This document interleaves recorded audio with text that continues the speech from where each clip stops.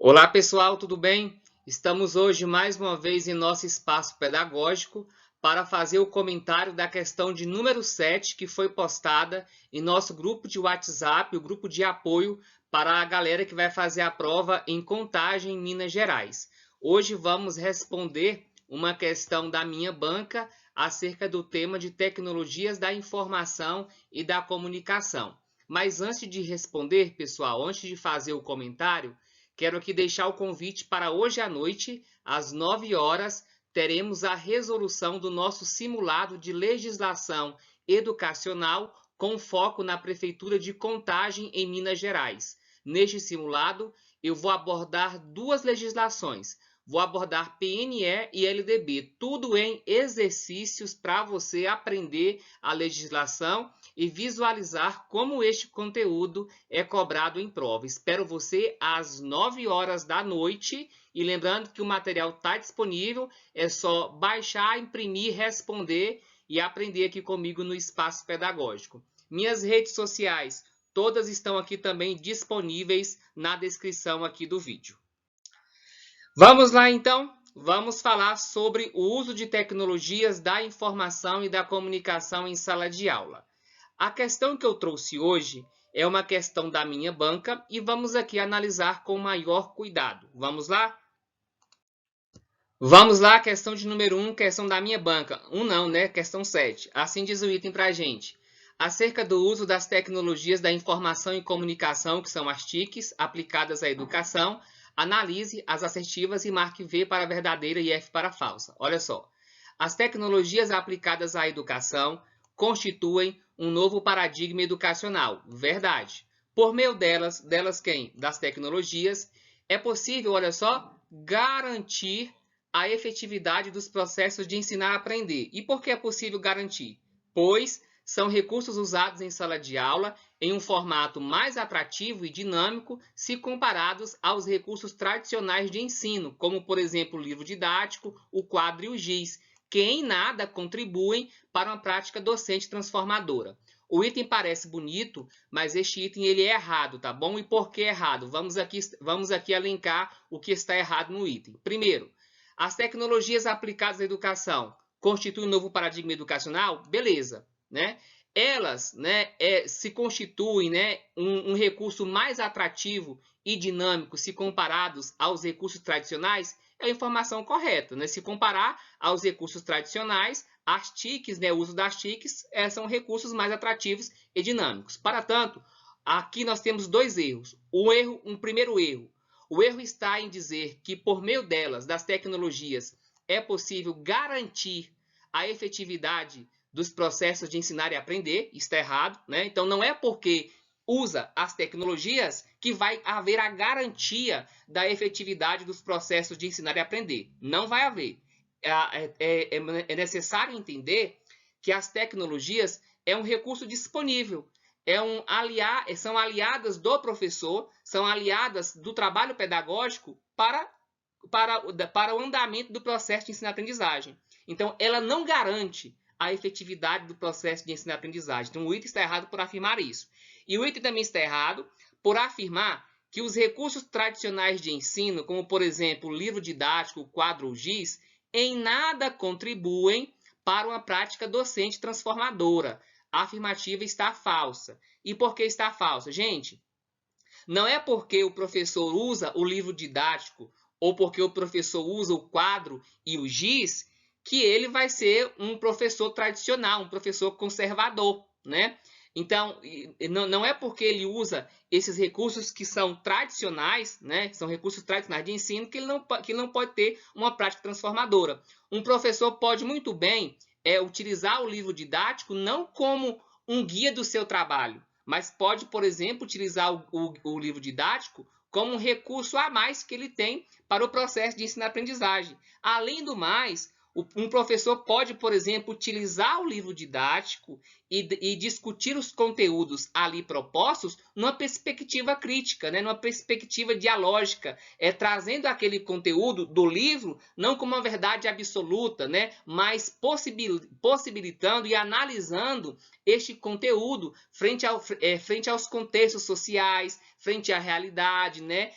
permitindo uma visão crítica do conhecimento que está ali naquele livro. Então, não é porque usa-se o livro didático, ou quadro ou giz, que em nada vai contribuir para uma prática transformadora. O item está errado por esses dois motivos. Então, portanto, afirmativa falsa.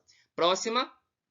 Utilizar as tecnologias da informação e comunicação em sala de aula, olha só, não prescinde, ou seja, não dispensa da ação do professor enquanto mediador do processo de ensino e aprendizagem. Afirmativa verdadeira. Não é porque eu vou usar tecnologias que eu vou dispensar. Não, eu vou usar tecnologias em sala de aula, mas não vai dispensar da ação do professor enquanto mediador do processo. Em sala de aula, o profissional responsável por mediar o processo de ensino e aprendizagem é o professor, né? Então, as tecnologias, elas não vêm para substituir o trabalho do professor, são aliadas ao trabalho do professor. É um recurso a mais disponível para o processo de ensino. E a questão disse justamente isso, de que não vai dispensar da ação do professor enquanto mediador do processo. Portanto, verdadeira. 3. Com o uso das tecnologias, os sistemas de ensino têm alcançado cada vez mais melhores indicadores de desenvolvimento da educação básica. Parou. Gente, quem é que disse isso, né? A questão está trazendo essa afirmação com base em quê? Já faltou um dado aí, né?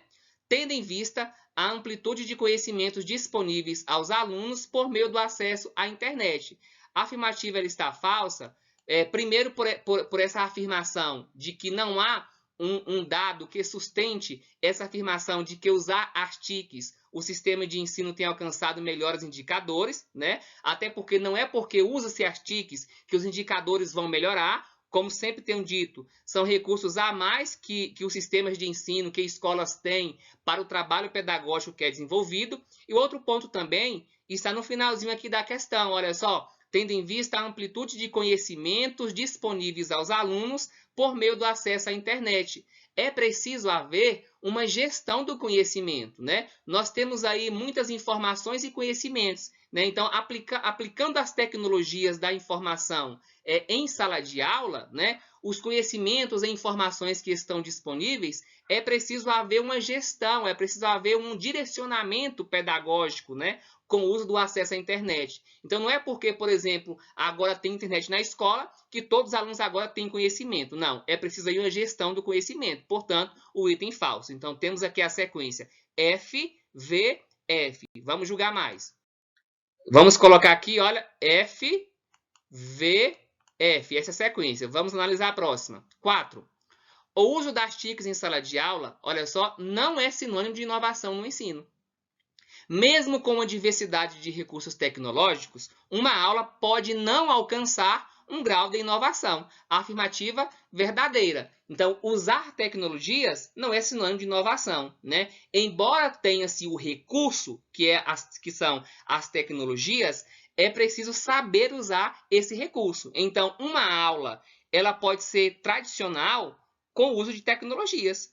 Como uma aula pode ser bastante inovadora sem o uso de tecnologias. Então, usar tecnologias não é sinônimo de inovação. E a questão ainda disse mais, que mesmo com uma diversidade de recursos, uma aula pode não alcançar um grau de inovação. Ou seja, mesmo utilizando muitos recursos tecnológicos, uma aula pode permanecer e pode ser tradicional. Verdade, afirmativa verdadeira. E a última assertiva, assertiva 5, diz assim pra gente, olha só, fóruns, videoconferências, chats, e-mails são exemplos de comunicação síncrona em salas de aulas virtuais. Afirmativa falsa. Por que está falso? Gente, vamos aqui estabelecer aqui. O que é uma comunicação síncrona? Uma comunicação síncrona é uma comunicação em tempo real, no mesmo instante em que no ambiente virtual, no mesmo instante em que no mundo virtual uma pessoa está aqui falando, a outra está lá ouvindo e pode também participar. Então, essa comunicação ao vivo, por exemplo, é uma comunicação síncrona. As aulas no Google Meet é um exemplo de comunicação síncrona. E a questão está errada por afirmar que os fóruns é um exemplo de comunicação síncrona. Errado. Fóruns é um exemplo de comunicação assíncrona, porque as pessoas que participam dos fóruns, elas vão participar em tempos, né, diferentes. As videoconferências, sim, é síncrona, é ao vivo, né? Online, no mesmo instante. Os chats não é comunicação síncrona e também os e-mails não são comunicação síncrona no mesmo tempo. Eu posso, por exemplo, mandar um e-mail para vocês agora e vocês só me responderem esse e-mail amanhã. Então, é uma comunicação assíncrona, certinho? Então, a sequência correta aqui é F, V, F, VF, letra D. Você acertou minha questão? Mande para mim, escreve aqui no chat, no comentário, o que achou dessa questão. Vamos lá? Amanhã temos mais e hoje à noite temos aula simulado de legislação educacional. Olha só. Olha o simulado aí, olha gente. Vou resolver questões de LDB e questões de PNE. São duas legislações que vão cair na sua prova. E para você que não vai fazer a prova em Contagem em Minas Gerais, né? Venha também aprender porque é um tema que serve para qualquer concurso, tá certo? Gente, deixa o seu like nessa aula, deixa o seu comentário, compartilhe esse conteúdo, ajude outras pessoas também terem acesso a este conhecimento e não deixe de seguir o Espaço Pedagógico nas redes sociais. Valeu? Até daqui a pouquinho, 9 horas, vou estar com vocês.